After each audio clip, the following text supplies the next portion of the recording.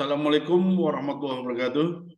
Selamat pagi, salam sehat dan sejahtera untuk kita semua. Pagi ini kita bertemu lagi ya dalam program Diklat Kepelautan untuk pengambilan sertifikasi Basic Training of Oil and Chemical Tanker. Perkenalkan, nama saya Tri Joko Waluyo. Saya seorang masinis.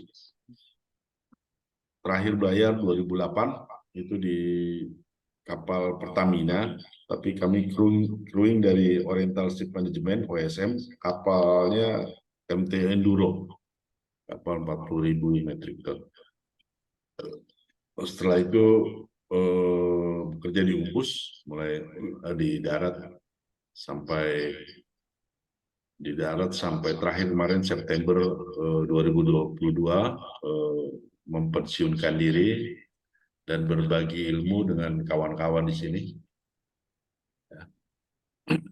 Jadi kita di sini sharing, kita diskusi. Mungkin bagi teman-teman yang sudah pernah di kapal tanker, apa ada permasalahan di sana, atau kita saling diskusi. Kebenaran pagi ini saya diberi tugas untuk memberi pengetahuan tentang inert gas system atau sistem gas inert atau lebam. Ya, jadi tapi sebelum kita mempelajari dari gas system, kita akan belajar tentang apa sih kapal tanker itu, kenapa pelaut yang kerja di kapal tanker harus mempunyai sertifikat tanker, ya. Kenapa kalau di kapal kontainer, kapal curah itu nggak perlu sertifikat tambahan? Nanti kita pelajari tentang peraturan ini, sekedar pembukaan aja. Nanti untuk intinya kita akan mempelajari inert gas system, ya.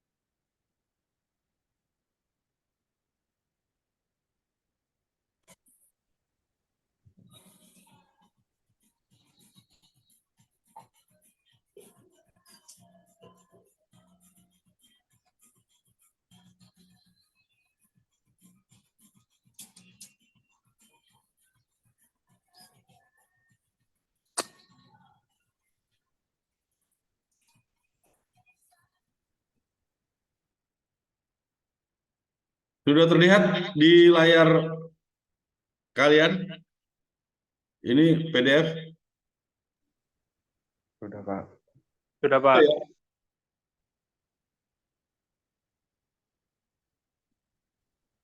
Oke, pagi ini kita akan belajar tentang inert gas, tapi sebelumnya sebagai pembuka. Kenapa pelaut yang akan kerja di kapal tanker harus mempunyai sertifikat BOCT atau disebut dengan Basic Training for Oil and Chemical Tanker.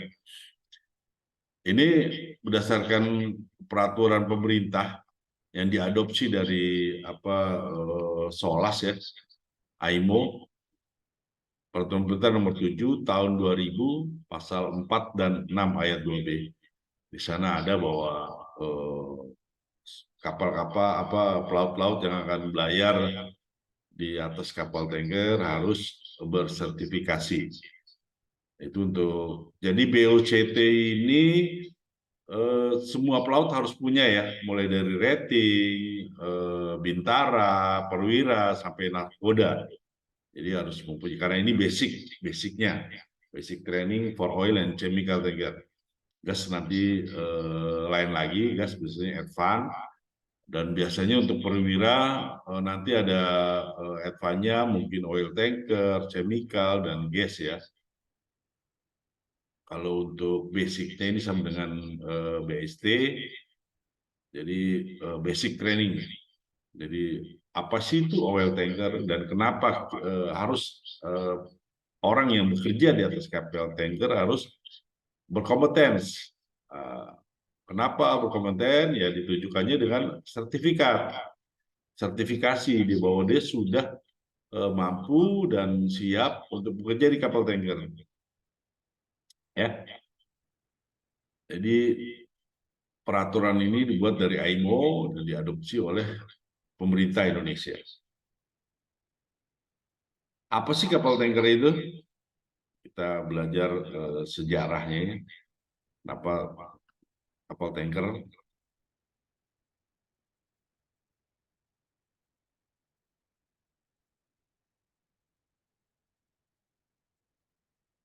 Ini sejarah singkat kapal tanker. Jadi kapal tanker itu dibuat sejak adanya eksploitasi minyak tahun 1850 oleh pabrik parafin milik Jamesia. Dan minyak mulai kirim menggunakan kapal ke wilayah Birma sampai negara koloni-koloni Inggris. Yang koloni Inggris di Asia itu dan Afrika. Biasanya di Afrika, Prancis, Inggris, koloni-koloninya itu. Pengiriman minyak masih melalui jalur darat, sebagian besarnya masih melalui jalur darat. Kemudian melewati sungai masih menggunakan kapal-kapal kayu, biasanya dalam drum-drum besar ya, drum-drum kayu di sana minyak-minyak mentahnya itu dibawa dalam tong-tong hingga mulai dari tahun 1877 hingga 1885 kapal tanker modern diciptakan. Mulailah pembuatan kapal-kapal ya kan yang diprakarsai oleh Ludwig dan Robert Noble. Ini adalah pendiri Brand Noble, perusahaan minyak terbesar di dunia pada waktu itu ya di Baku, daerah Azerbaijan, Eropa Timur sana. Ludwig adalah pengembang oil tanker yang sampai saat ini masih digunakan. Jadi Ludwig ini ilmunya masih dikembangkan sampai saat ini. Percobaan membawa minyak dalam banyak pun dilakukan.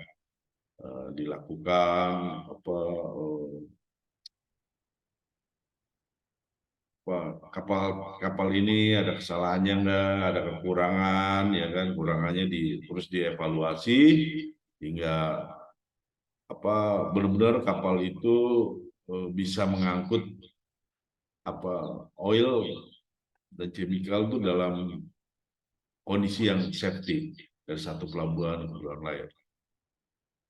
Oil tanker yang pertama sukses beroperasi adalah Zoroaster yang mampu membawa 242 metrik ton. Jadi waktu itu hanya baru sekitar 242 kiloliter ya minyak dalam 2 pipa baja yang terhubung. Jadi kapal pertama Zoroaster itu masih pipa aja. Jadi pipa ditutup depan, belakang, dikasih ini untuk memuat loading dan bongkarnya. Jadi hanya berupa pipa aja waktu itu. Pipa besar dengan diameter cukup besar ya, di atas 3 meteran. Itu waktu itu kapal pertama. Itu berlayar dari Swedia ke Kaspia melalui Laut Baltik. Ya, ini di Eropa sana tahun-tahun 7 apa abad-abad 18-19 itu masih banyak perompak-perompak ya di Laut Baltik, di Eropa sana. Sejak percobaan oil tanker yang pertama ini, perkembangan terus dilakukan evaluasi, ya kan, sampai pada diciptakannya super tanker tahun 1979 pada apa pertengahan awal abad ke-20, 1909, kapalnya mempunyai panjang hampir 460 meter. Jadi 460 meter, kapal yang diciptakan pertama kapal tanker dengan draft 24,6. Super tanker diciptakan dengan kapasitas 565, sekitar 665 DWT-nya ya, dan dinamakan Suez Giant. Di kapal raksasa waktu itu.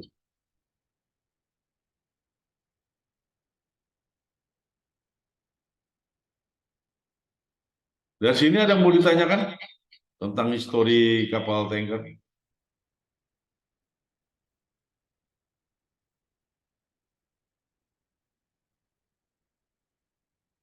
Oke, kalau tidak ada yang mau tanyakan, kita lanjutkan. Kapal tanker dan fungsinya. Jenis kapal yang beroperasi lautan itu bukan hanya kapal untuk mengangkut penumpang, tapi juga bahan bakar berupa minyak. Jenis kapal untuk mengangkut banyak bahan bakar minyak ini dikenal dengan kapal tanker atau oil tanker. Jadi pertama memang kapal itu diciptakan untuk membawa barang dan orang ya. Sekitar tahun-tahun abad-abad 15 sampai tadi itu bukannya abad 17. Istilah dari oil tanker sebenarnya sudah asing di telinga. Kapal dirancang khusus agar bisa mengangkut minyak ini banyak jenisnya. Jadi sebagai pembukaan kita pun harus tahu jenis-jenis kapal tanker dan muatannya ya. Jadi fungsi, jadi kapal tanker itu dibagi dua. Kapal oil ya, kita tidak bicara tentang gas. Berdasarkan jenis muatannya, kapal tanker itu dibagi dua. Oil tanker dan chemical tanker. Oil tanker dan chemical tanker. Untuk oil tanker sendiri, untuk kapal pembawa minyak itu dibagi dua. Bagi dua juga, yaitu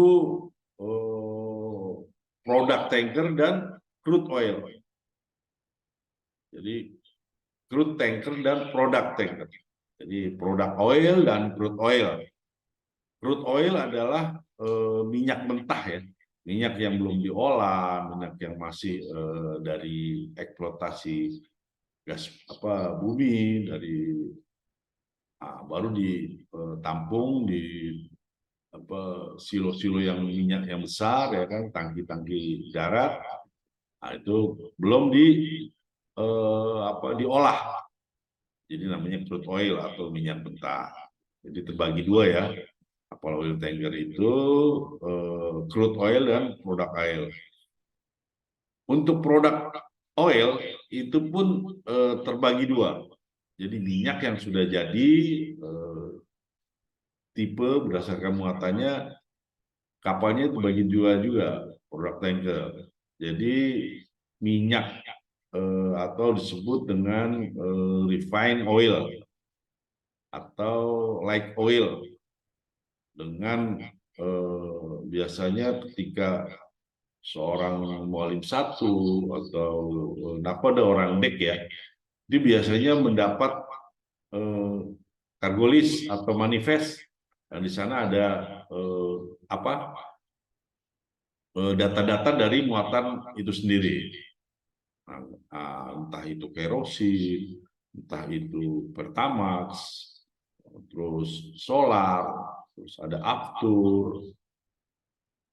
Jadi refined oil atau light oil itu ada di sana datanya, sepertinya apa flash point-nya. Nah, ini untuk mungkin orang dek ini apa untuk mengetahui bagaimana kalau kita muat Forest apa seperti Pertamax atau Solar atau Aftur agar muatan ini tidak rusak atau muatan ini sampai di pelabuhan bongkar dengan aman. Nah, ini ada prosedur-prosedurnya, makanya manifest ini buat data bagaimana merawat muatan itu dari tempat loading sampai pelabuhan discharge.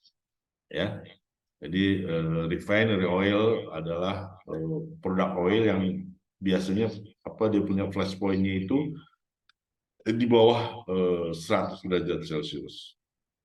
Kalau Pertamax, Pertalite itu kan flash point titik nyalanya itu 60, 70 derajat Celcius dia sudah bisa menyala atau bisa terbakar. Nah, makanya perlu perawatan-perawatan.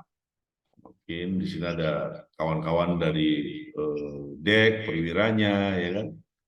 Pelajari jadi manifest itu bukan hanya sekedar dibaca atau dilihat, tapi dari situ apa untuk muatan ini selamat atau safety dan orang kapal ini ya itu dari situ titik nyalanya, ya kan.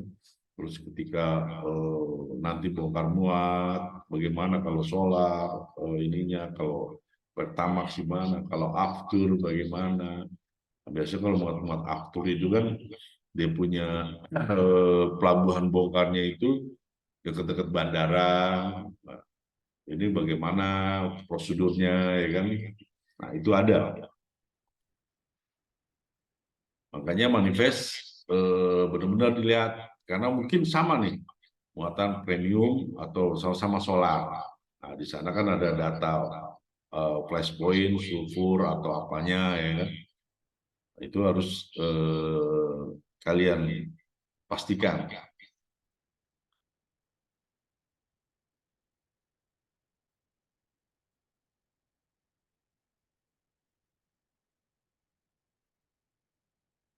Jadi produk oil sendiri dibagi dua, clean oil atau refinery oil dan dirty oil. Kalau yang apa clean oil itu ya tadi saya sebut solar, premium, kerosin, apa aftur, yang titik nyalanya di bawah 100 sampai 80 derajat Celcius. Terus ada yang kedua itu dirty oil. Jadi kalau dirty oil ini minyak jadi tapi dia punya viscosity atau flash point-nya di atas 100 derajat Celcius. Itu biasanya muatan MFO, marine fuel oil, yang CST-nya itu 180 CST, centistroke, 220 centistroke, terus dia punya 380, terus dengan aspal cair. Nah, ini masuk dalam dirty oil. Aspal itu kan dimuat cair ya, bukan aspal yang kental, tapi ya cair. Makanya bagaimana perawatan kalau muat aspal, nah, ini pun berbeda lagi. Jadi aspal cair, bongkar muatnya bagaimana, perlu panas berapa, ya kan? Ini ya kan yang harus diperhatikan mungkin orang dek, ya kan, ketika menerima muatan itu kan apa, terus bagaimana nanti perawatannya, cleaningnya. Itu yang baru oil, belum nanti chemical, ya kan, itu cleaningnya lebih apa selektif lagi. Oke ya, tadi tanker terbagi dua, crude dan produk. Produk sendiri terbagi dua, clean oil dan dirty oil. Terus yang kedua daripada kapal tanker adalah chemical tanker. Dari oil tanker yang mau ditanyakan?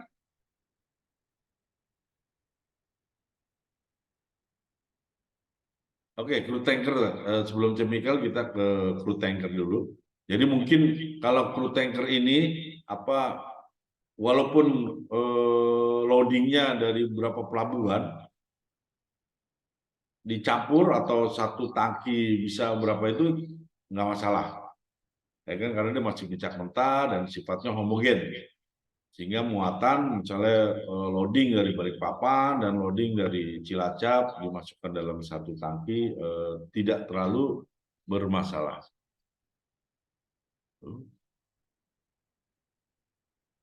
Maaf.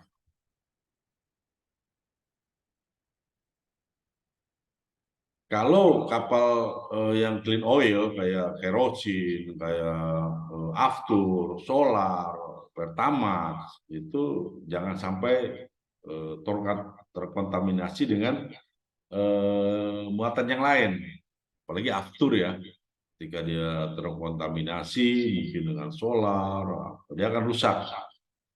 Dan rusak akhirnya tidak bisa digunakan untuk pesawat terbang, paling untuk cleaning atau menjadi minyak tanah, ya kan. Aftur ini kalau dia rusak jadikan minyak tanah gitu. Makanya ketika bongkar muat kita harus benar-benar perawatan daripada pipa-pipa hisapnya, jangan sampai dia nggak kedap.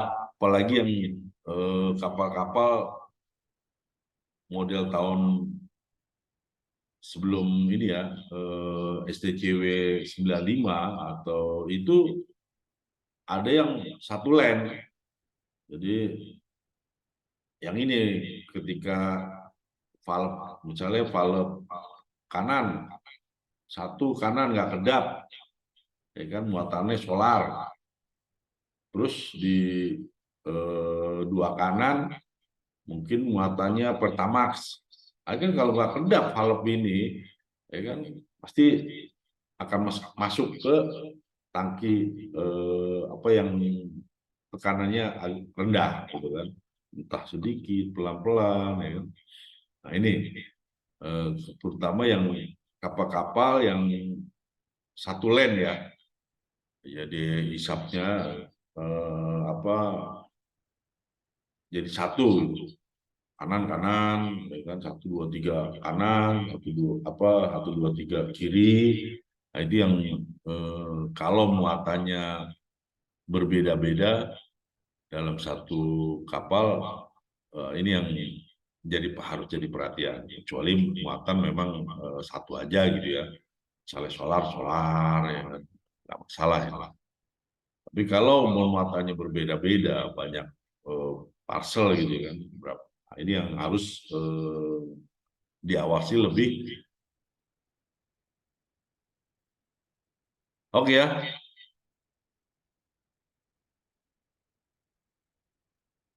Yang kedua kapal oil tanker chemical tanker. Kalau chemical tanker ini apa jenisnya berdasarkan apa dia punya tingkat bahaya. Jadi ada chemical kelas 1, chemical kelas 2, chemical kelas 3. Jadi kalau yang kelas 3 itu yang chemical yang sangat berbahaya sekali, seperti muatan H2SO4, terus muatan-muatan yang favornya ini bisa merusak apa otak, tubuh kita, ya kan, panca indera kita. Ini asam sulfat, terus banyak lagi benzen, etanol, penol. Nah, ini kapal-kapal kimia memang sangat berbahaya sekali. Makanya kenapa pelaut yang ini kerja di kapal tanker harus punya sertifikasi, karena bekerja di atas kapal tanker adalah bekerja yang high risk. Mulai dia loading, mulai dia bongkar muat, mulai dalam pelayaran, itu dalam kondisi yang benar-benar high risk. Makanya bagi teman-teman yang akan memulai kerja kapal tanker dan yang sudah pernah kerja di kapal tanker, safety, keselamatan itu paling utama. Ya, seperti di pelabuhan sendiri, itu kan tidak boleh merokok, tidak boleh main handphone, ya kan, karena ya itu tadi elektrik statis, panas, ya kan, dari asap ini akan menyebabkan accident, ya entah segitiga.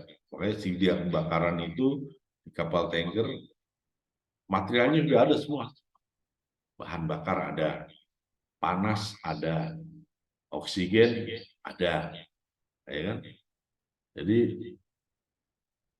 gampang sekali ketika segitiga ini menjadi satu, udah ngeblung. Jadi sebuah kecelakaan kebakaran, ya kan, atau terjadi ledakan. Dan kalau kapal chemical, mungkin teman-teman yang nanti kerja di kapal chemical, ini mungkin untuk terjadi ledakan atau kebakaran jarang ya kapal chemical kalau untuk dari kargo muatannya.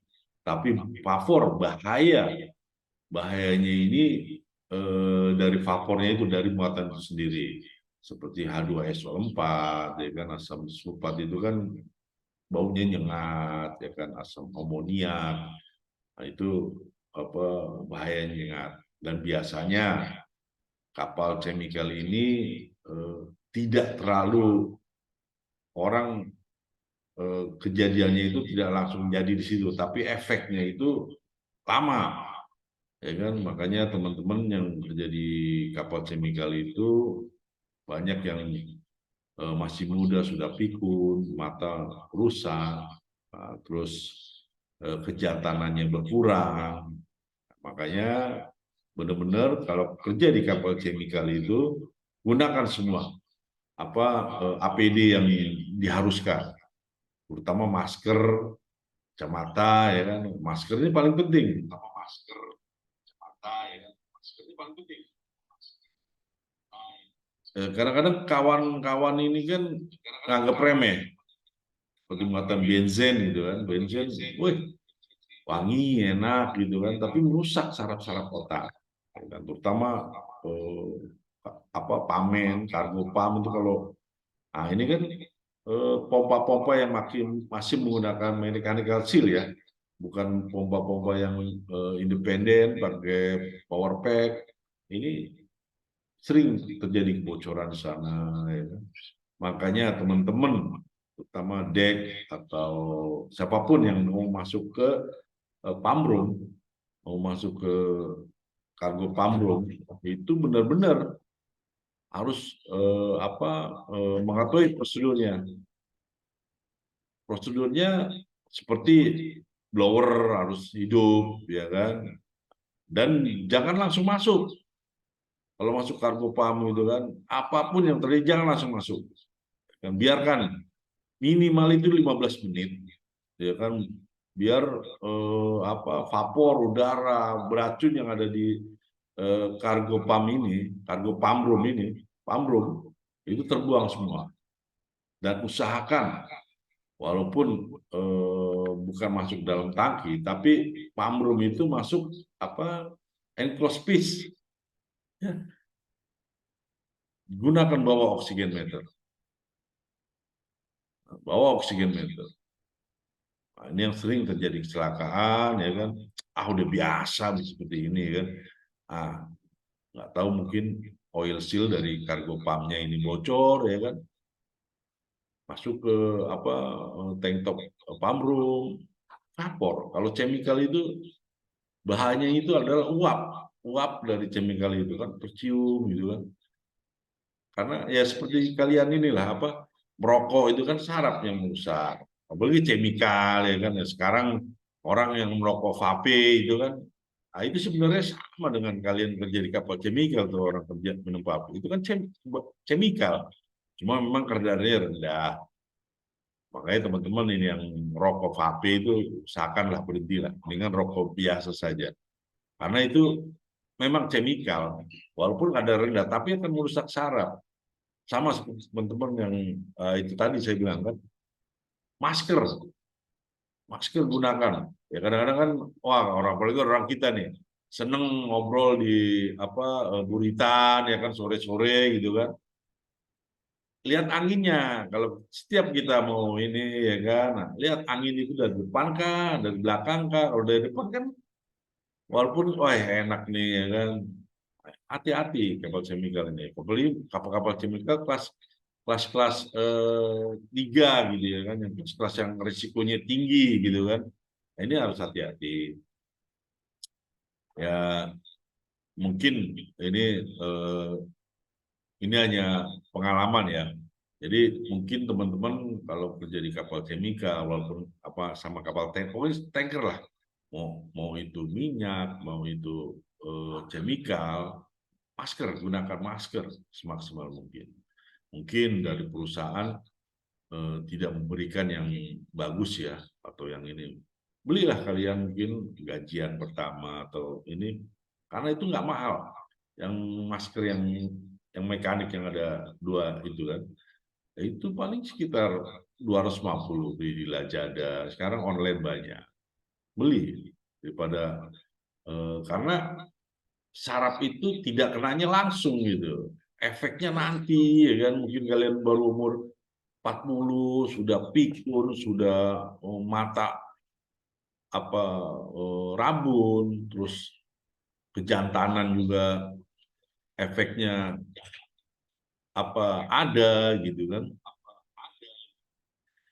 Salah satu contoh kalian kalau di SPBU itu kan baunya itu kan enak gitu kan, bau solar, bau bensin itu saraf gitu, merusak ya. Jadi usahakan ya kan ya ada rezeki belilah untuk pribadi ya kan. Dan itu bisa dipakai apa bertahun-tahun dan siapkan untuk personal kalian oksigen. Oksigen yang model botol tuh yang kayak sebesar WD-40 itu beli satu buat apa pegangan aja untuk emergensi.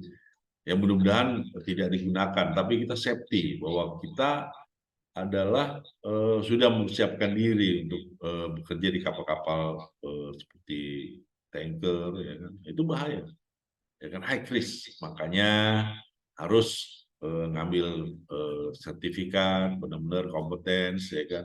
Bagaimana masuk kargo pam, ya kan? Masuk ke pamro, bagaimana buka manhole, bagaimana sounding, ya kan? Ini harus benar-benar perhatikan masalah safety-nya ya. Walaupun itu bukan bagian saya, tapi saya mengingatkan teman-teman. Saya kan sini nanti saya memberitahu tentang irigasi sistem. Ya mungkin ada yang bertanyakan teman-teman dari sini. Kita sharing aja. Mungkin ada yang pernah di kapal tanker. Oh begini-begini, Bas. Kok ini gitu kan? Ada pengalaman apa di sana? Gini Bas, saya mau tanya Bas. Ya, Ini kalau di kapal tanker kan memang sertifnya sangat sertifikan ya, maksudnya sangat sensitif gitu. Itu biasanya kita selalu diadain prosedur-prosedur nggak atau kita ada kayak semacam kita kasih ulasan-ulasan setiap kita mau mau mulai kerja kayak atau gimana prosedur-prosedurnya itu pasti dijelasin dulu nggak tuh? Kalau setiap kita mau kerja nih Pak di kapal tanker tuh Mas. oke. Memang kalau di kapal tanker yang seharusnya ya, itu sebelum kerja kita buat risk assessment, Hmm. terus toll book meeting. Iya. Itu harus sudah dilaksanakan sebenarnya. Makanya tergantung daripada di kapal itu nakoda. Ya kan nakoda ini berperan penting apakah dijalankan atau tidak. Oh iya. Iya. Nah, karena kan SM Code ya kan perusahaan itu udah ada.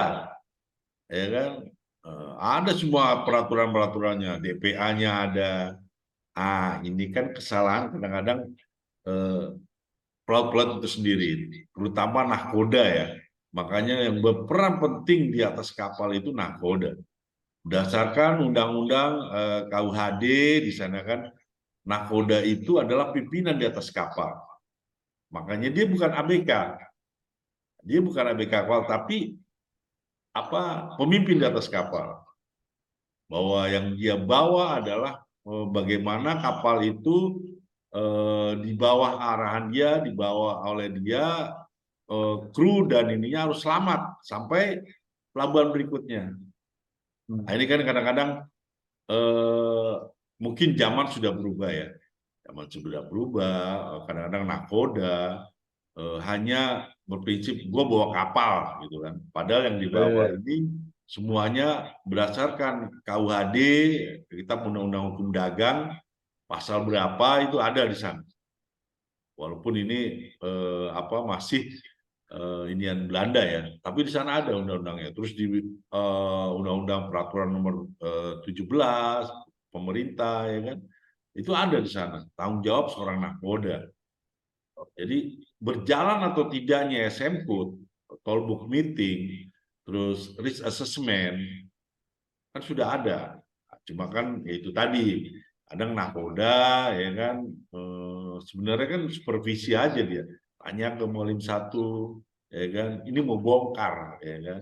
Apakah sudah sebelum prosedurnya ya kan, walaupun kadang-kadang ini kebiasaan nih, udah biasa. Nah, terus Iya. ini yang kalian teman-teman harus ingetin nih, kebiasaan-kebiasaan itu udah biasa begini ya udah. Nah, jadi dibikin enak aja gitu kan, tapi ya itu salah. Tetap kita harus misalnya mau bongkar ya prosedur, ingetin lagi, bikin tollbook meeting lagi, ya kan. Walaupun isinya itu aja, misalnya mau bongkar di pelabuhan Pertamina atau mau di BP atau di Shell. Nah, itu kan ada masing-masing ada kebijakannya ya. Iya. Seperti kita pun kalau kapal tanker mau di charter BP ada vetting terminal. Nah, ini kan sebenarnya prosedur itu harus dilaksanakan.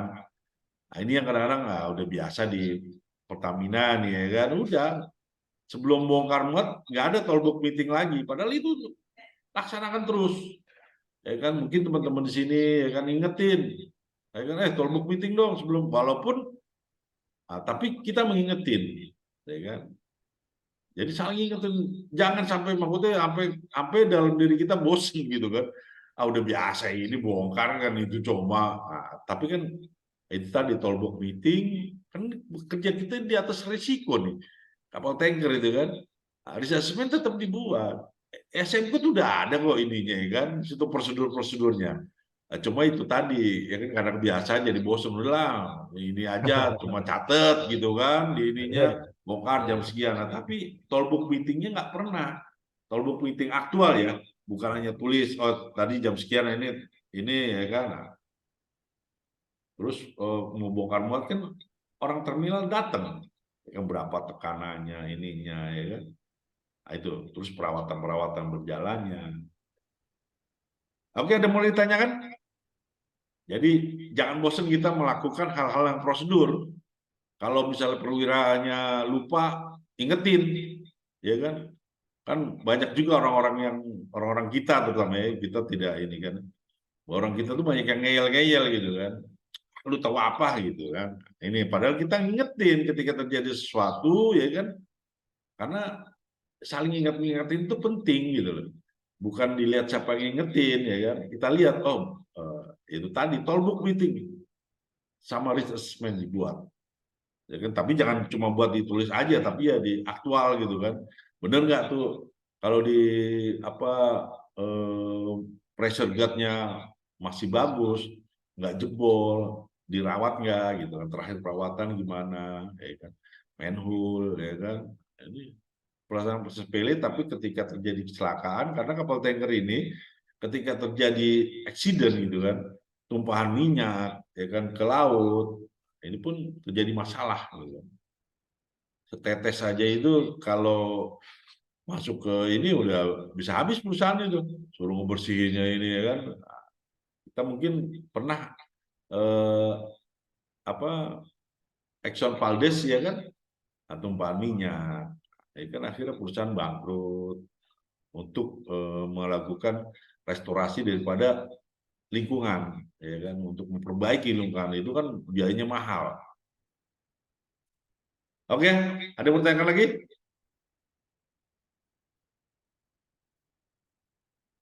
Oke, kita lanjut.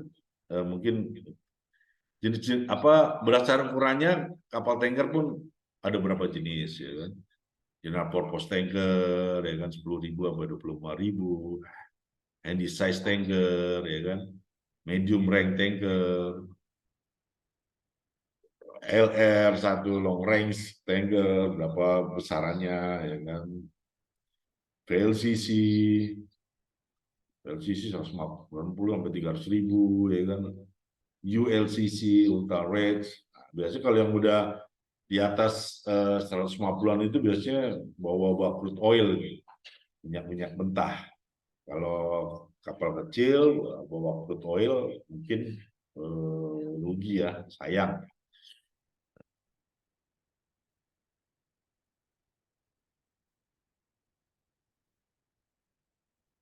Jadi itu tadi jenis-jenis berdasarkan besar muatannya ya. Jadi biasanya kalau kapal kecil itu masih muat-muat produk. Kalau dia di atas 50-an, ada yang crude oil, ada yang produk. Kapal tanker dilengkapi dengan sistem keselamatan yang lengkap, menyesuaikan standar yang berlaku. Kapal tanker ini kan banyak auditnya ya, entah banyak kan eksternal audit. Ketika dia mau charter atau Pertamina, vetting, charter, ada mau masuk kita baru pertama kali masuk terminal, misalnya masuk terminal Tanjung Gerem itu kan di ini, itu pun harus di vetting, harus diaudit gimana kapalnya, ya kan. Kalau benar-benar audit itu dijalankan dan kita menjalankan perawatannya dengan baik dan benar, ini meminimalisir eksiden, kecelakaan. Karena kan terminal juga nggak mau ketika bongkar muat terjadi eksiden. Di situ yang saya bilang tadi segitiga kebakaran sudah ada ya kan, tinggal dihubungkan aja, oksigen ada, bahan bakar ada, panas ada. Panas itu bisa dari elektrik statis, ya kan? Nah, makanya di apa di pelabuhan-pelabuhan atau terminal-terminal kapal tanker, mau chemical, mau oil itu biasanya dilarang tuh nelpon. Kayak kita di dek nggak boleh nelpon, ya kan. Makanya teman-teman yang mau kerja di kapal tanker benar-benar diperhatikan hal-hal seperti itu. Oke, dari histori dan jenis kapal ini ada yang mau ditanyakan, teman-teman? Kalau nggak ada, kita lanjut ke indikasi sistem ya.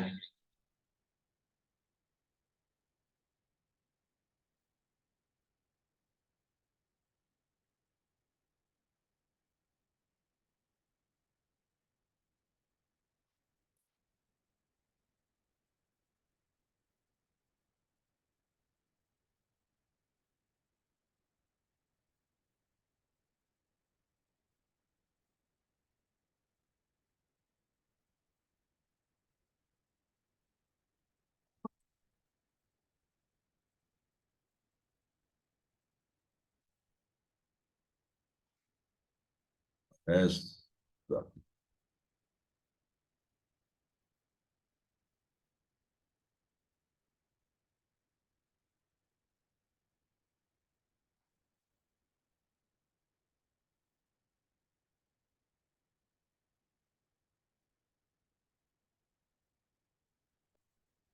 Hmm.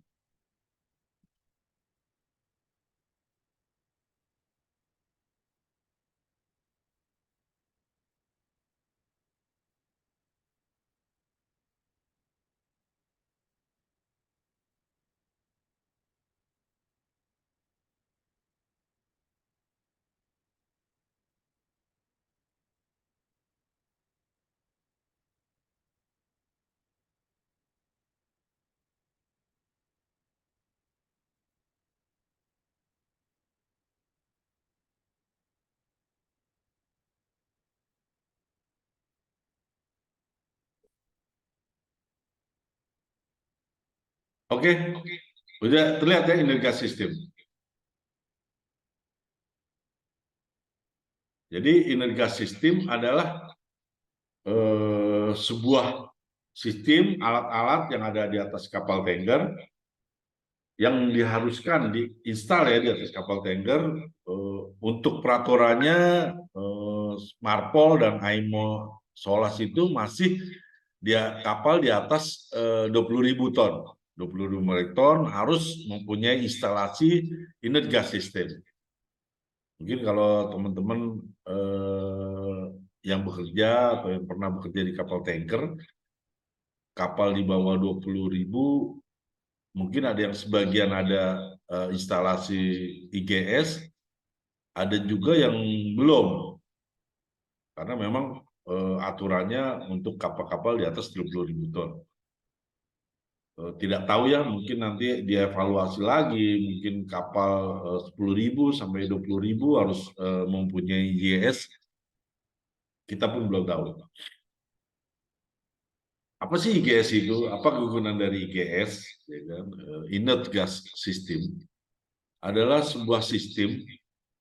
Kita tahu segitiga kebakaran, itu kan? Segitiga kebakaran bahwa di sana di kapal tanker itu sudah ada bahan bakar.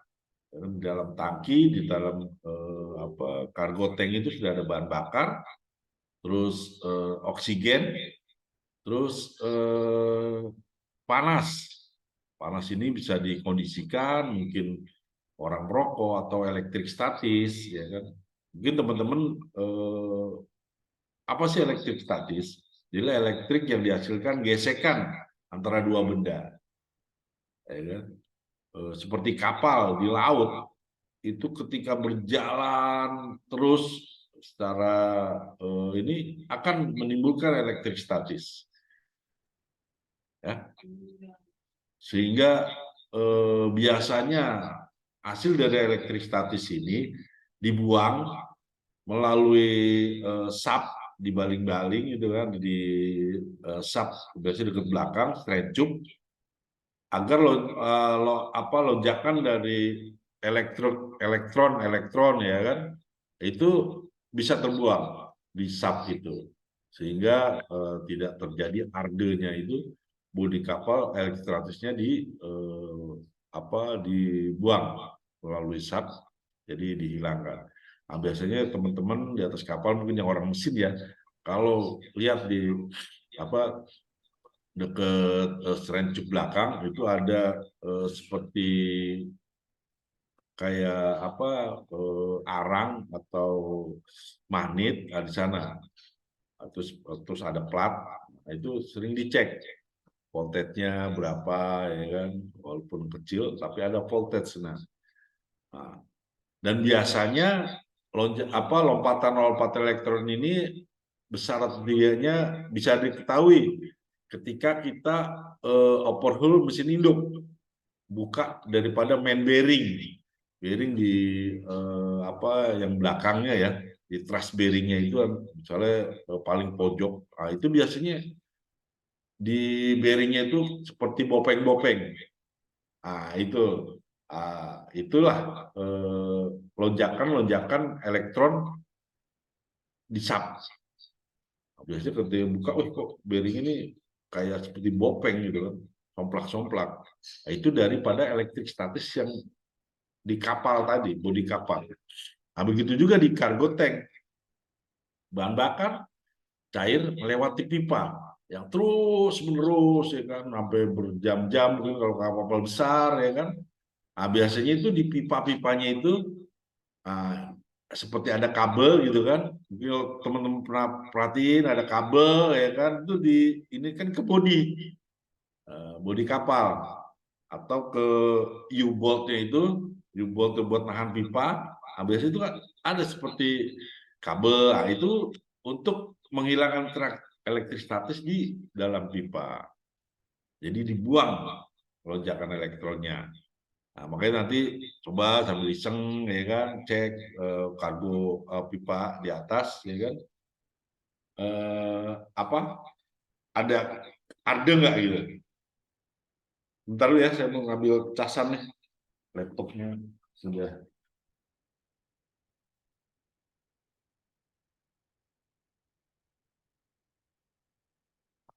Itu tadi, makanya panas sudah ada, elektrisitas sudah ada, oksigen sudah ada, ya tinggal tersambung aja itu segitiga.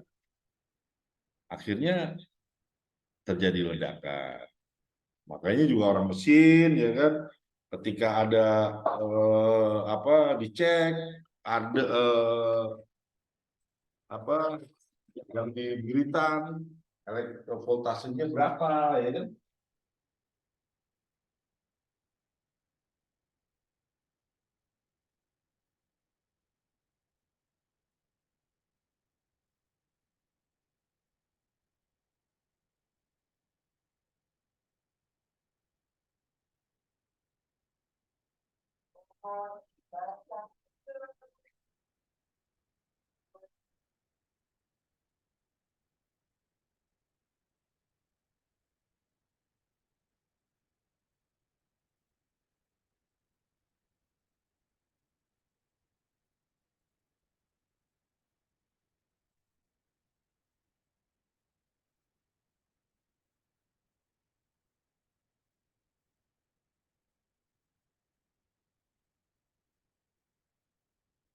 Jadi mungkin kalau bahan bakar ada, eh, panas, elektrik status sudah ada, ya kan?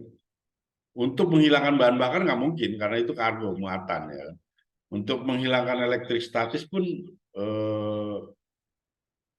ini sekali, apa? Karena dia terus untuk bongkar kan terus nih, cairan ini masuk dalam pipa, terjadi gesekan antara cairan dan material pipa.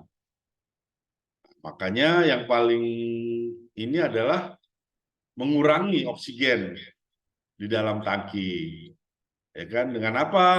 Ya kan? Dengan menggunakan inlet gas, gas lebam. Ya. Jadi ketika kita bongkar, kan, tangki apa minyak dalam tangki dibongkar, dia akan turun, kan? Turun, dia akan, ya, karena ruangan ini bertambah besar, dia perlu udara. Nah, udara yang diambil kan dari udara atmosfer, yang oksigennya itu di atas 20%. Gas atmosfer nih kan, di terbuka gini. Kan pasti ketika kita bongkar, itu kan apa ruang di dalam itu kan eh, kosong, dan yang masuk adalah udara. Udara luar kan terisap, entah itu melalui manhole, entah melalui apa pipa sondingan, pipa peranginan, ya kan. Jadi untuk ininya adalah dengan mengurangi gas oksigen. Jadi ketika bahan bakar ada, panas ada, oksigen berkurang, ya kan, itu minimal apa kadar oksigennya itu minimal adalah 8%. Nah, gimana kita mencari gas yang minimal oksigennya dalam persen? Kita kalau ngambil dari udara luar mungkin tidak mungkin, ya kan. Nah, jadi dikembangkanlah sebuah sistem untuk memasukkan gas inert. Nah, terlihat ya, ini adalah sistem inert, ya. Jadi biasanya gas yang awalnya itu gas generatornya itu biasanya diambil dari gas buang boiler.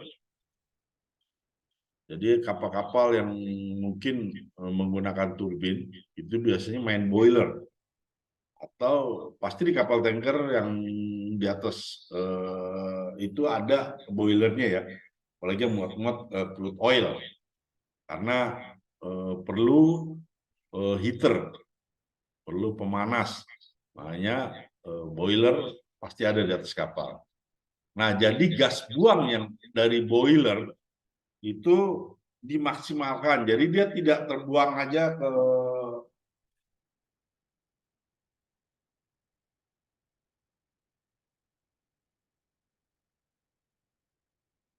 tidak terbuang ke udara luar ya. Tapi gas buang daripada boiler ini dimaksimalkan, dimanfaatkan untuk menjadi bagian daripada inert gas. Karena di sana komposisi daripada gas buang itu oksigennya di bawah 4%. Terus karbon, nitrogennya itu di atas 80-an, 80%, sisanya adalah gas karbon, gas-gas yang lain tergantung daripada bahan bakar untuk penyalaan daripada boiler.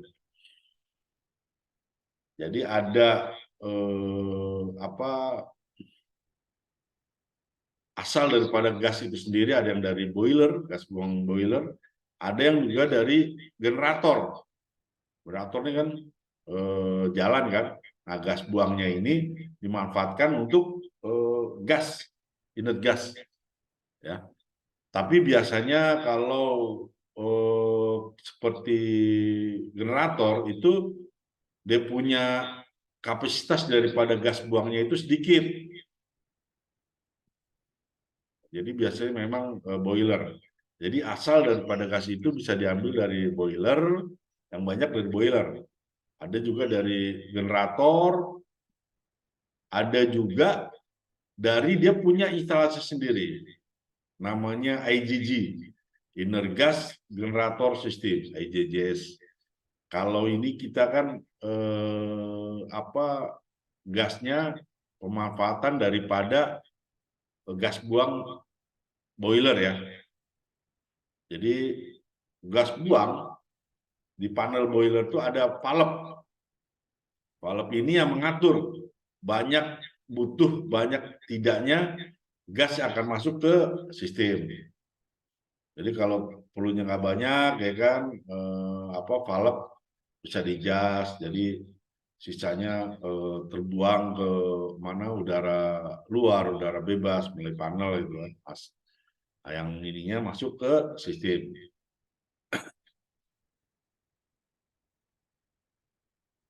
Oke ya, ini dari gas buang, ada valve pengatur di sini. Nah, masuk ke scrubber. Nah, jadi prosedurnya sebelum gas masuk ke sini dijalankan adalah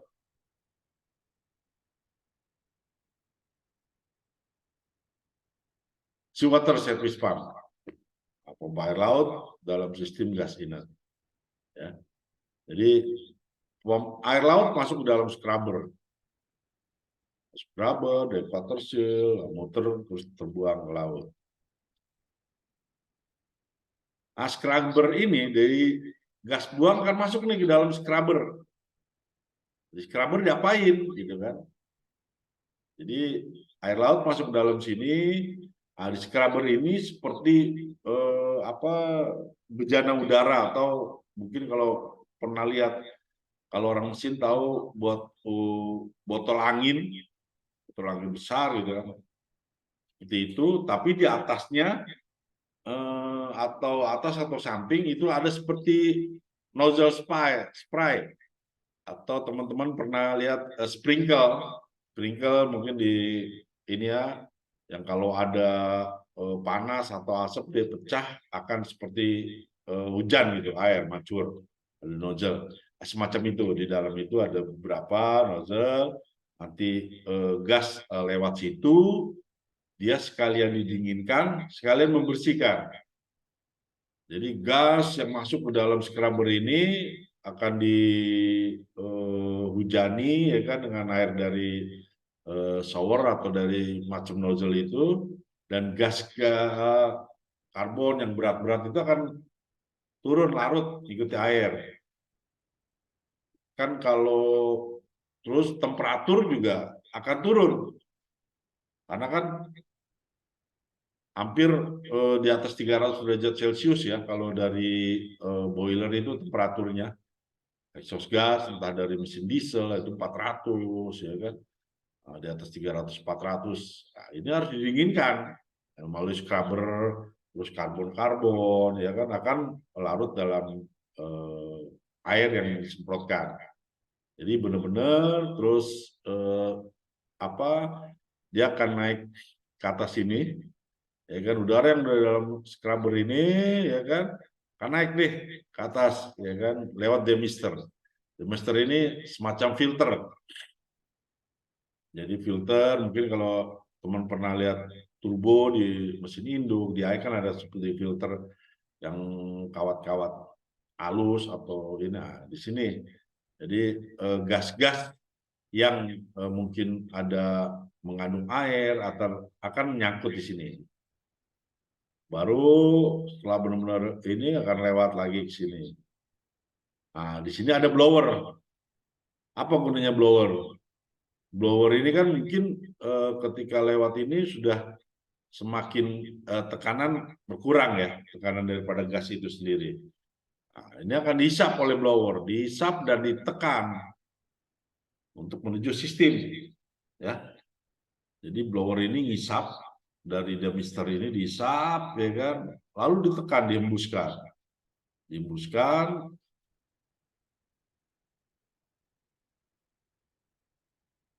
Nah, blower ini ya kan dihembuskan masuk ke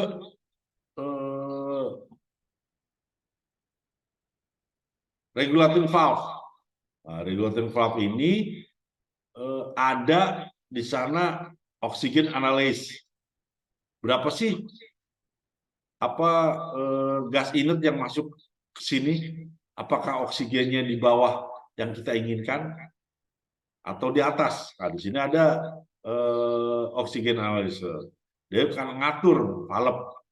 Ya kan kalau oksigennya terlalu besar ya kan mungkin di atas 8%, nah, ini akan terbuang gitu kan. Karena kalau besar kan berarti bisa membahayakan tangki itu sendiri sehingga tiga kebakaran akan terjadi. Jadi setelah dihembuskan masuk ke oxygenalyzer dicek. Nah, biasanya kan karena dari exhaust gas ini kadar oksigennya sudah di bawah 5%, biasanya di sini nih maksimal itu 3 atau 2,5% kadar daripada oksigen itu sendiri. Biasanya oksigen analyzer ini akan memberitahu, oke, terus lanjut. Nah, untuk menuju sistem seterusnya itu deck water seal. Ini garis ini, nah, ini area di kamar mesin nih. Dia punya pesawat-pesawat ini. Nah, sedangkan yang ini ada di deck. Ini sudah area yang hazard, yang sudah berbahaya, ini kan. Karena di sini salah-salah kita ininya akan terjadi kebakaran atau ledakan. Nah, ini daerah yang non hazard area. Nah, ini hanya gas-gas tapi maksimalkan. Ini deck water seal. Seal itu sama dengan penahan. Seperti kayak pompa, ada oil seal, ada mechanical seal. Dia akan menahan nih jika ada tekanan balik dari sistem. Misalnya di sini tekanannya penuh ya kan bisa terbalik. Nah, jadi ditahan oleh deck water seal. Isinya apa? Air. Jadi di sini diingatkan lagi ya kan udara yang benar-benar ini benar-benar masuk masuk ke dalam sistem dan masuk ke dalam tangki. Dan tangki sendiri itu ada namanya PV valve. Ini kita lihat di sini ya. Nah, ini dari blower. Ini PV valve breaker. Gunanya untuk apa? PV. P itu pressure, V-nya itu vakum. Jadi PV valve vacuum breaker valve. Nah, ini ketika jangan terjadi di cargo tank ini di tangki ini jangan terjadi vakum atau tekanan lebih.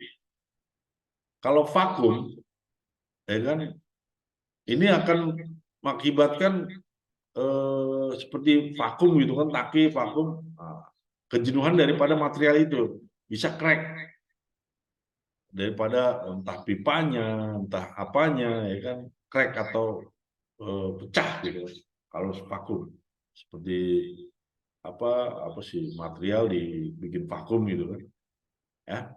Makanya ini VVVAP, dia akan ketika dia sudah mau vakum di bawah tekanan 1 bar, ya kan, ini akan terbuka, udara akan masuk sehingga tidak terjadi vakum. Tetap di sini tekanannya adalah tekanan 1 atmosfer. Begitu juga ketika tekanan dalam tangki ini berlebih, ya kan, mungkin naik 1,5, 2, ya kan mengakibatkan, bisa jadi mengakibatkan ledakan juga. Ini valve ini akan terbuka otomatis, ya kan? Akhirnya tekanan terbuang, ya kan, di sini tekanan stabil. Makanya tidak lebih daripada 1 atmosfer tekanan dalam tangki atau 1 bar, ya.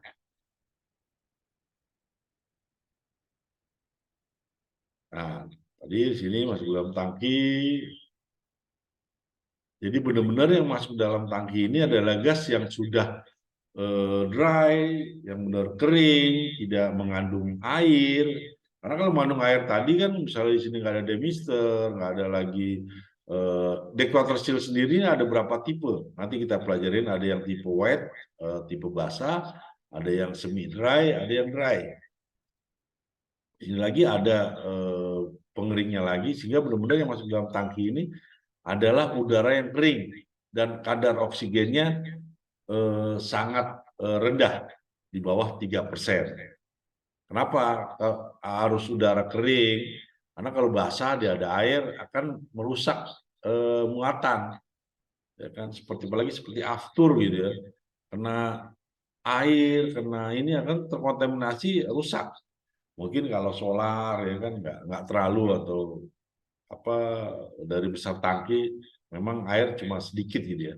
Tapi kalau aftur itu langsung rusak, ya kan, udah mahal, ya kan, muatannya, terus kita diklaim karena muatannya rusak, karena dia punya gas inertnya nggak dry ya, masih ada air di sana. Itu kan aftur jadi rusak, kan diambil sampel.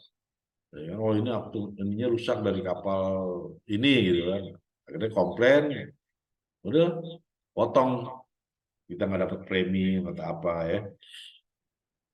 Jadi benar-benar nih, jadi dari sini ada yang bertanyakan nggak mungkin teman-teman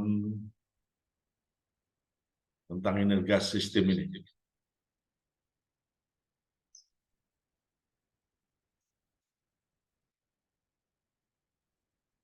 Oke, kalau tidak ada yang mau ditanyakan, kita lanjut lagi ya. Jadi di atas kapal itu ada 3 hal yang harus kita tahu. Kita lagi ngapain nih? Inerting kah? Purging kah? Gas spraying kah? Kalau inerting adalah memasukkan gas inert ke dalam cargo tank, ya kan, untuk mengurangi kadar oksigen di bawah 8%. Nah, biasanya untuk ini biasanya ketika kita mau masuk kapal tanker, perusahaan-perusahaan tanker, ini sering di interview, ditanya nih, terutama orang dek ya. Nah, itu apa sih inerting? Ya kan? Ini taunya apa? Inerting itu adalah memasukkan gas inert ke dalam cargo tank ketika bongkar muat ya. Nah, biasanya kita mau loading, sebelum loading itu dalam tangki udah benar-benar gas inlet yang ada di sana. Jangan sampai apa namanya, master terminalinnya datang ke atas kapal masih gas oksigennya masih di atas 8%. Akhirnya kita suruh, itu buang waktu.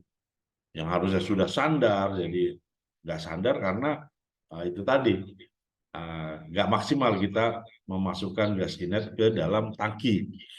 Apalagi kapal-kapal yang jalannya pendek ya. Nah, ini makanya biasanya ketika bongkar, kalau muatannya itu sama, nggak ada cleaning, udah gas inletnya ketika sudah muatan sudah kosong tidak dibuang tetap, ya kan? Karena nanti di pelabuhan loading ketika akan pengecekan gas inlet masih di bawah 8%. Nah, ini namanya emerging.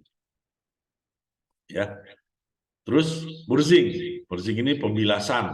Nah, biasanya cargo tank dengan membilas dengan gas inlet atau oksigen. Nah, tinggal keperluannya untuk apa? Kalau bongkar muat, pasti gas inlet yang dimasukkan. Kita bilas gas oksigen. Jadi kita buang gas oksigen. Nah, persiapan. Kalau cleaning tank, cleaning tangki, ini biasanya gas oksigen yang dimasukkan. Jadi kita tekan gas oksigen sebanyak mungkin untuk ngebuang gas-gas daripada nitrogen, karbon, gas inletnya terbuang. Karena yang akan masuk adalah manusia gitu. Ya kan, mau infeksi tangki, mau cleaning, ya kan, itu namanya purging untuk tank cleaning. Makanya purging itu ada dua, memasukkan gas inlet, gas lebam, atau masukkan oksigen. Untuk apa dulu, ya kan? Kalau untuk bongkar muat pasti gas inlet, ya kan? Kalau untuk cleaning atau inspeksi tangki, ada mau vetting, ada apa gitu, ya kan? Biasanya oksigen yang dimasukkan. Kalau gas spraying, ini masukkan oksigen ke dalam cargo tank sampai oksigen lebih dari 21%. Benar-benar bahwa di dalam tangki itu sudah gas spraying, udah bebas daripada gas-gas beracun, oksigen yang ada di sana, ya kan, sehingga orang sudah boleh masuk ke dalam tangki biasanya untuk cleaning. Nah, ini pun harus benar-benar nih teman-teman mungkin yang orang dek yang akan masuk ke dalam tangki benar-benar dimaksimalkan, ya kan? Apalagi kapal-kapal yang muat crude oil. Nah, ini kan lumpur-lumpurnya banyak itu. Kalau ini nggak di butterwood, dibersihkan dengan ini, itu kadang-kadang gas oksigen yang terjerembab dalam lumpur-lumpur itu ketika ini itu bisa menjadi racun buat kita. Walaupun tidak langsung ya, tapi itu racun. Ya kan, ketika ini pecah itu kan, ini kan gas minyak dari lumpur itu kan akan mengurangi kadar oksigen dalam tangki. Makanya biasanya sebelum gas spraying atau mau cleaning, itu biasanya pakai butterwood, cara pengeliningannya, ya kan, mungkin teman-teman yang muat crude oil, yang pernah muat ini tahu namanya butterwood, ya kan, dengan ada yang dengan air panas air laut dipanaskan, ya kan, dengan tekanan sekian, ya, lumpur-lumpur itu akan terbuang. Nah, jadi buat teman-teman yang mungkin dek, yang mau tank cleaning, ya benar-benar lumpur masih ada atau tidak. Kalau ada, hati-hati gunakan masker.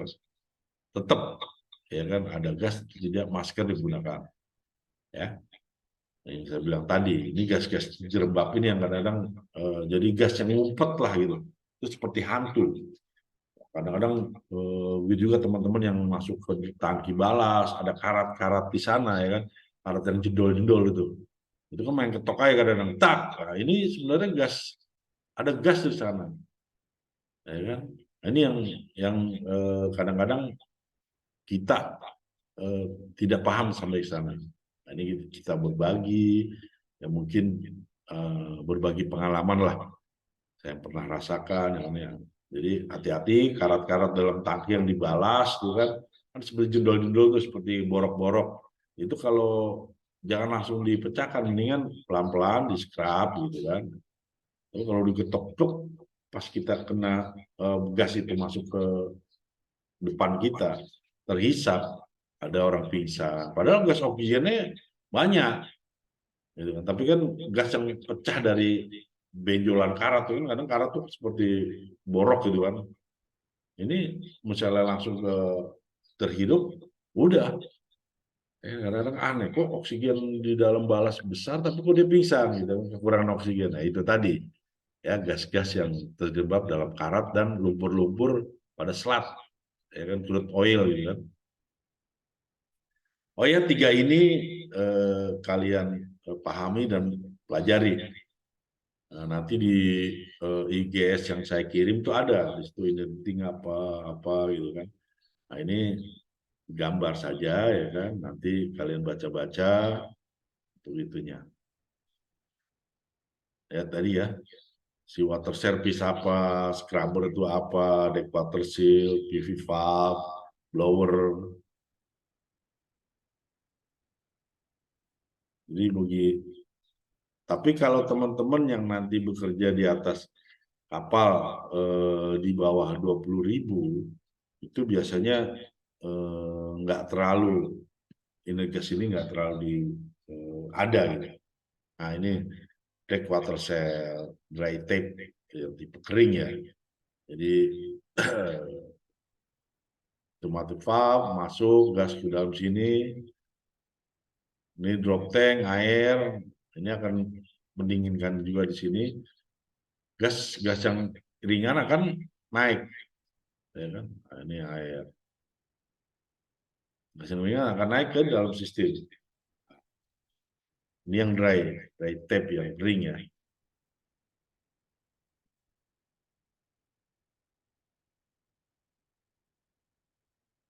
Nah, ini ada demister juga di deck seal. Ini yang tipe wet, ya kan? Kenapa pakai demister kalau tipe wet? Yaitu tadi agar udara yang bercampur dengan air ini akan nyangkut di sini, ya kan? Yang masih ada air-airnya gitu. Nah, yang keluar yang masuk ke dalam sistem sini sebelah kanan nih itu benar-benar udara yang benar kering. Jadi karena bahasa itu kan pengaruh, ini kan air laut, air pengaruh tadi kontaminasi untuk muatan, ya kan?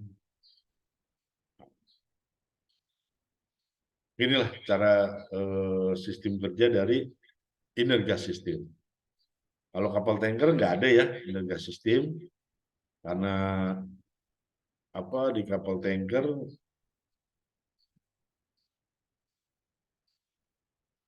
kapal chemical itu biasanya ya itu tadi benar-benar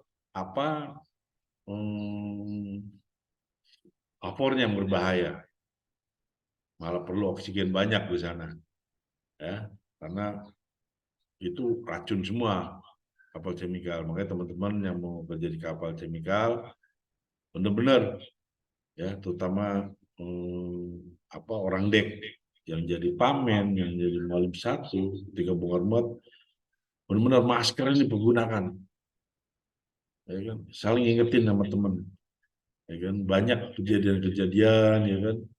Dia masuk pamrum, ya kan? Udah nggak bisa bangun lagi, ya kan? Akhirnya teman, begitu juga kalian ketika ada teman masuk dalam tangki dan pingsan, jalan jangan buru-buru masuk, panggil orang dulu. Jangan nanti kalian masuk dalam juga ikut pingsan malah, ya kan? Panggil orang di sekitar atau berteriak atau apa, ya kan? Makanya masuk tangki gunakan tali atau apa yang prosedur-prosedur yang ada itu kan, seperti di SMK ada prosedur cleaning, ada masuk pakai ikat apa gitu, ikat tali agar tidak sesuatu harness bisa ditarik, safety harness gunakan. Oh kalau kadang kita kan risih nih kalau pakai ini, kerja pakai helm risih, apalagi udah pakai masker pakai helm pakai robot gitu kan. Sering malah kadang-kadang dibully gitu kan, lu kayak robot aja pakai nggak apa-apa kalian dibully seperti itu. Tapi kan gunanya untuk diri kalian sendiri. In progress. Nah, ini Energas flowchart ya.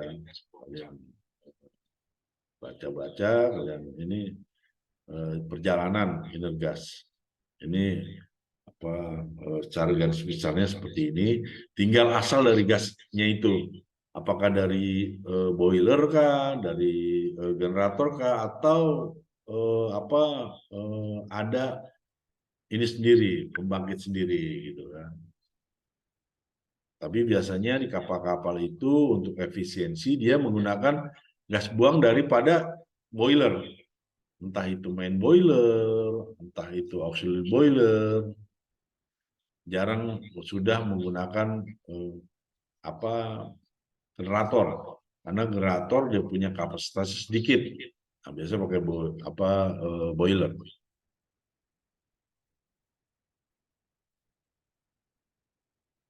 Oke, ada yang mau ditanyakan dari sini? Teman-teman mengenai Energas?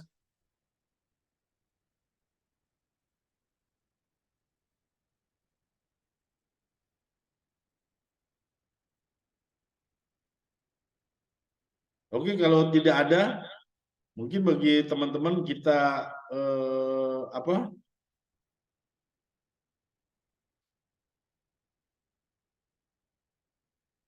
buka videonya ya. Kita absen dulu, buka videonya, kita foto.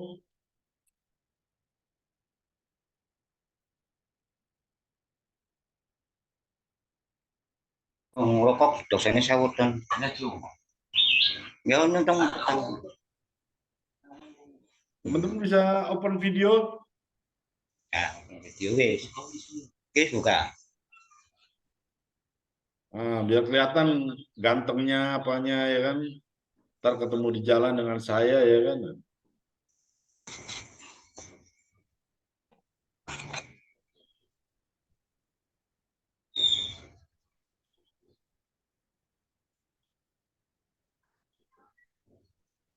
Mana pertanyaan melu bantu jawab.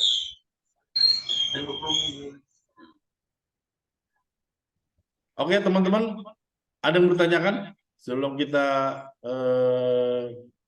mengakhiri?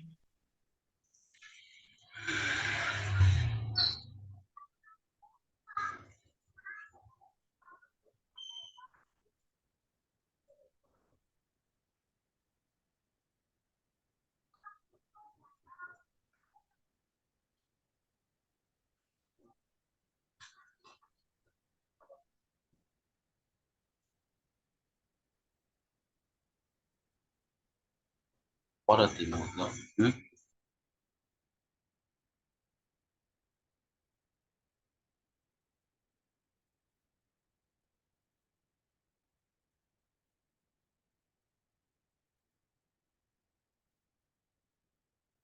Oke, kalau tidak ada, kita akhiri sampai sini. Nanti siang saya berikan tugas, kalian kerjakan. Dan kalau teman-teman yang mungkin kurang paham, bisa japri saya kapan aja. Mungkin teman-teman ketika nanti naik di kapal tanker ada permasalahan mengenai perawatannya atau apanya atau tentang peraturan-peraturan, nggak apa-apa.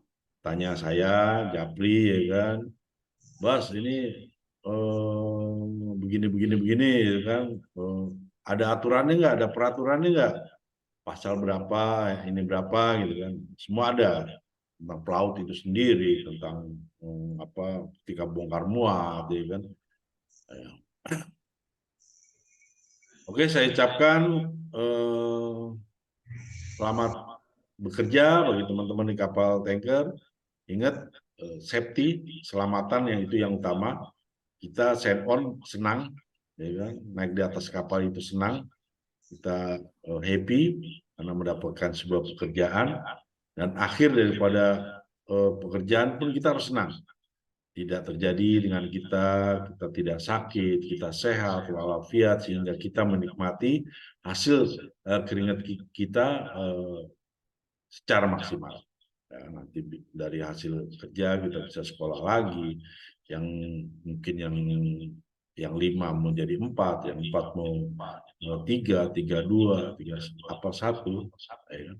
Pelaut sekarang makin banyak, tapi kalian harus punya planning, karena kapal pun bertambah, bersama pelayaran, yang tanker, yang ini, makin banyak. Dan usahakan belajar terus bahasa Inggris ditingkatkan, biar bisa bekerja di luar, cari dolar, ya kan.